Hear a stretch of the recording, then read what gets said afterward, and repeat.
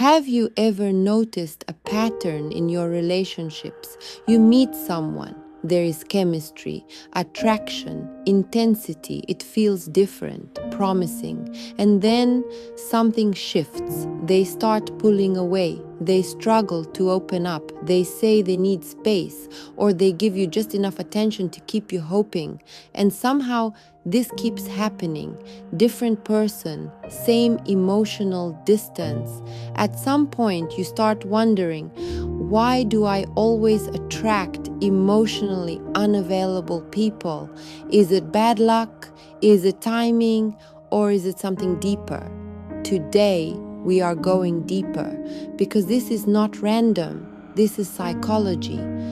Attraction is not logical. We don't choose partners only with our mind. We choose them with our nervous system. And your nervous system is shaped by experience. You are naturally drawn to what feels familiar, not necessarily what feels healthy. If emotional inconsistency feels familiar to you, your body may interpret it as chemistry. That push and pull dynamic feels exciting, but excitement is not the same as emotional safety. Many people confuse intensity with intimacy, but true intimacy feels calm, stable, safe.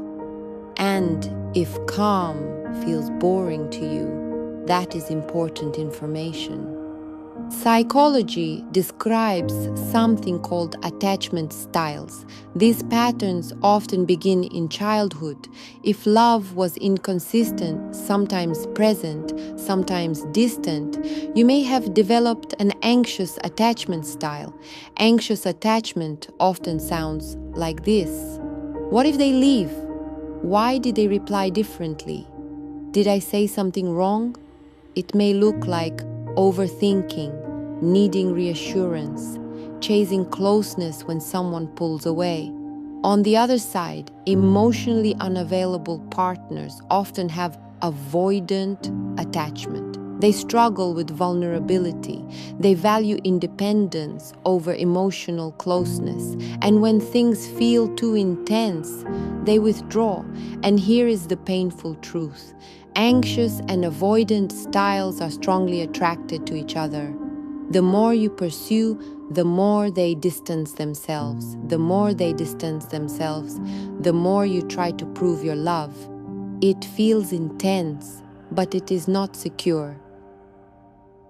There is another layer to this pattern. It is called trauma bonding.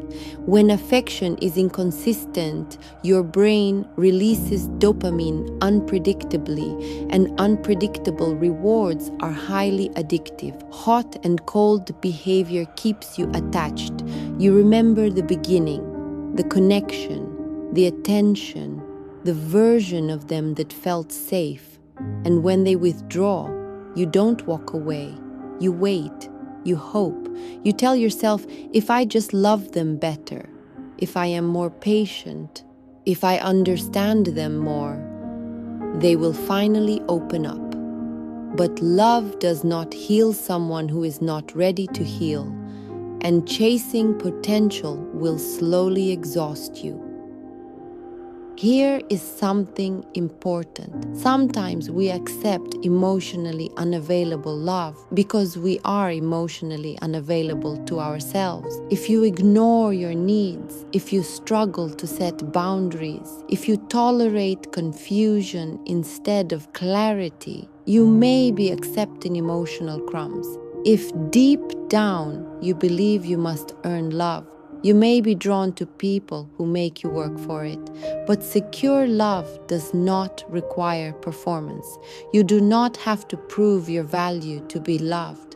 Healthy love feels mutual, consistent, safe, and safety is not boring. It is mature. Your nervous system may be addicted to intensity. If chaos feels familiar, peace may feel uncomfortable. But discomfort does not always mean something is wrong. Sometimes it means you are experiencing something new. Healing means teaching your body that calm is safe, that consistency is attractive, that stability is strength. When you heal your attachment wounds, your attraction begins to shift. You stop being fascinated by emotional distance. You start valuing emotional presence. Breaking this cycle requires awareness. First, slow down. Emotionally unavailable relationships often move fast in the beginning. Strong chemistry, deep conversations, quick attachment. Slow the pace. Second, observe actions over words. Anyone can speak beautifully. Third, notice how you feel. Are you calm or anxious most of the time? Your body tells the truth before your mind accepts it. Fourth, strengthen self-worth. The more you value yourself, the less you tolerate emotional inconsistency. And finally, choose differently. It may feel unfamiliar, but unfamiliar does not mean wrong. Often, it means growth. You're not attracting emotionally unavailable people because you are unworthy. You are repeating patterns that once helped you survive. But survival is not the same as love. You are allowed to evolve. You are allowed to choose stability, mutual effort, emotional depth. And when you heal, you stop chasing what runs from you. You start attracting what stays. Real transformation does not happen loudly. It happens quietly and permanently.